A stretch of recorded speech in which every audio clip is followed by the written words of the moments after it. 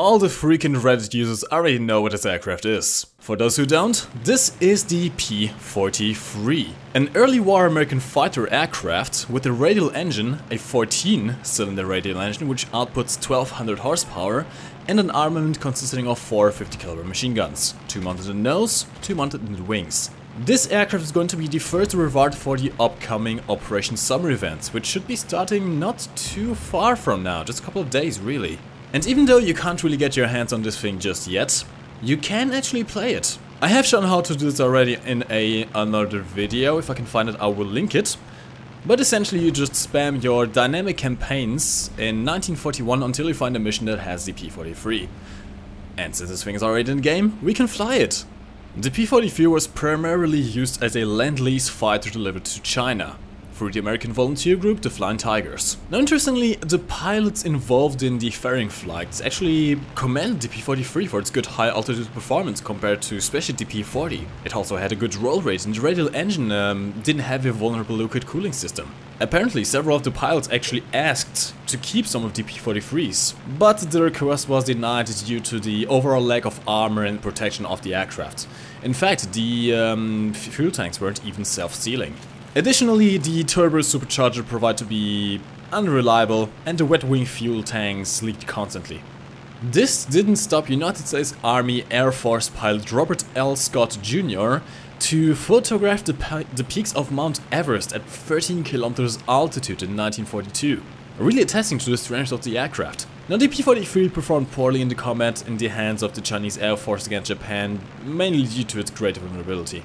It was replaced by other aircraft in early 1944. Rudimentary protection added on the P-43A1 variant, which is what we are seeing in the game, was insufficient. In addition, the P-43's R1830 engines were in high demand for Douglas C-47 transport, effectively grounding the surviving aircraft. The US Army Air Corps considered the P-43 and its variants obsolete right from the start and used them only for training purposes. In fall of 1942, all surviving P-43s were redesignated RP-43s, indicating that they were unfit for combat. Most of the aircraft that were not sent to China were modified for photo reconnaissance duty and used for training. 8 P-43s were loaned to the Royal Australian Air Force in 1942 and served with No. 1 Photo Reconnaissance Unit, based at Comely Field, 60 miles south of Darwin in the Northern Territory. The Royal Australian Air Force flew many long-range, high-altitude photo reconnaissance missions before the 6 survivors were returned to the USAAF in 1943. Now before we head into how this thing actually feels in game, I do want to kind of give you an exclaimer. What you're seeing on the screen is a stock aircraft. Any aircraft you fly in the dynamic campaign is going to be a stock aircraft, especially if you do not have it yourself. That being said, how does this thing fare? Now the biggest thing that comes to mind when looking at this aircraft is the lack of firepower, really. While most American fighters at this tier, and especially the tiers afterwards, have between 6 to 8 M250 caliber machine guns, this only has 2. Now thankfully they are not all mounted in the wings. You do have 2 machine guns in the nose which adds to the accuracy, however you have a very limited ammo reserve. This makes staying in the air for long a little bit complicated. You will have to rearm a couple of times during the matches, which can be complicated in an aircraft that relies on high altitude energy and speed. Now despite being stock, this aircraft felt surprisingly good, I have to say. I was expecting it to be kind of a brick and not really be able to climb or even be all that fast, given that it's a pretty early war design, but the aircraft had really no problem climbing up to altitude and reaching high speeds. The top speed is supposed to be something like 570 km per hour, although I personally never got past 540, which even so is not bad, at around 1 km altitude. Climbing up to altitude again is really not a problem, it does cruise very well up there. Now of course, given that it is an American fighter, it doesn't really turn all that well, it does have some sluggish problems when it comes to turning, but the engine retention overall feels rather great. And one thing I've discovered which is absolutely amazing is the dive speed. This thing can dive! It redlines at an astounding 850 km per hour. And it won't really break its wings up until you reach 885 km per hour. In fact, I've got myself up to 900 km per hour just before the wings clipped off. That is insane, especially for something that's supposed to be quite low tier. Now the engine performed pretty well. I didn't have any overheating issues for the most part, meaning you can web for pretty much the duration of the battle. You are eventually going to overheat the engine, of course, but by that time you're probably out of ammo anyways and will have to return back to base. One thing I wasn't quite able to test, however, was the survivability. Now, from the history, it seems like this aircraft wasn't very survivable. It doesn't have much in terms of armor, and the fuel tanks aren't self-sealing. And as you can see by the X-rays, they are mounted into wings as well, which can provide to be quite troublesome. That being said, I tried to shoot down the friendly P-47s of my squad, and it took a while. Now, this might be down due to the aircraft only having 450 cals, but at least against machine gun fire, this thing seems to be rather resistant. This aircraft is going to be the first reward of the upcoming Operation S.U.M.M.E.R.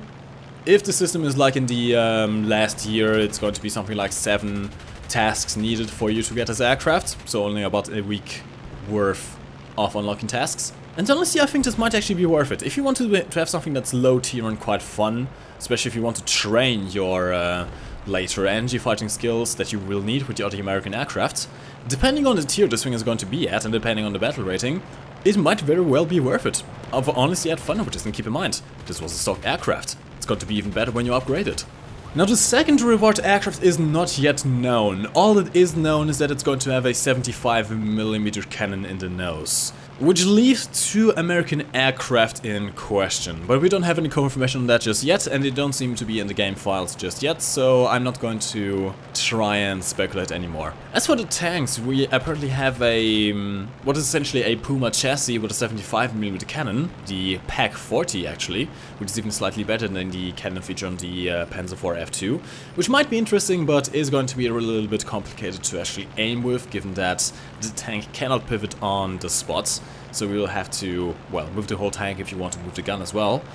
And apparently the second tier is a bit underwhelming in that it's a what is essentially 2 37mm anti-aircraft guns mounted on a T-34 chassis. Depending on what kind of ammo it gets, it might be some kind of ZSU-57 at low tiers and be a decent tank destroyer, but I don't really have high hopes for this one. Now, couldn't of course go without talking about the last video where we exposed the current problem with the ground forces close air support rushing scheme, where people rush into caps and just jay out just one into aircraft, which completely obliterates the systems. I've received a lot of feedback on that video, and also on the Reddit post that was posted. Special thank you to whoever has posted that on Reddit. I kind of forgot to use the name right now, but thank you for that. I will do a follow-up video where I go through some of the suggestions, some of the questions, and some of the misconceptions, let's say, that are floating about around that issue. And hopefully I can at least explain my point of view on why the issue isn't that simple to fix with simply spawning AA, and something that I've thought about, which is this really just being a symptom of a bigger problem in realistic ground battles in general. And this is going to be involving more than just the aircraft. Anyways, I don't want to hold you guys any longer. Hopefully you have enjoyed this video. If you did, and if you want to fly this thing yourself, I will try to find the video where I explain how to do this. I cannot promise that I will find it, but I will try to find it, so look in the description down below if you want to see that. And then you can fly the P-43 yourself. I almost called it P-47. It's kind of similar, isn't it? Anyways, lads, thank you very much for watching. My name is MikeGoesBoom, and I'll see you in the next video.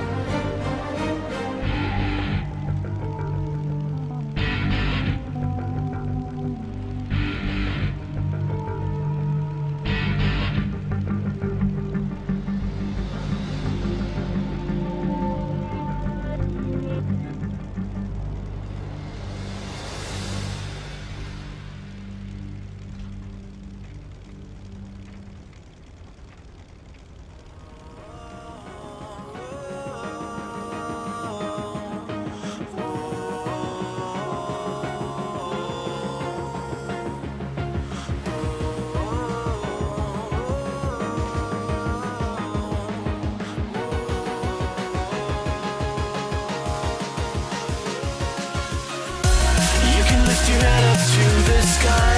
Take a deeper breath and give it time. You can walk the path among the lines with your shattered frame of mind. Or instead you could always stay.